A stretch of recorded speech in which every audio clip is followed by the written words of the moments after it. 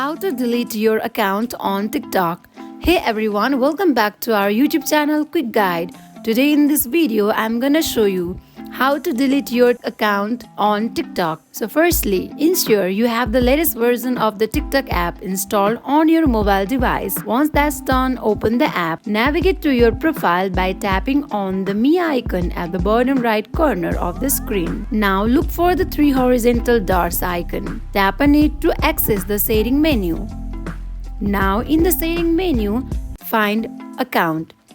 This will take you to a section where you can make changes to your account. Now, look for Delete Account. Once you see it, tap on it. Here you go. You can easily delete your account from TikTok. Thanks for watching. If you guys like this video, do not forget to like, comment and subscribe our channel. Thank you for watching. I'll see you guys in the next video.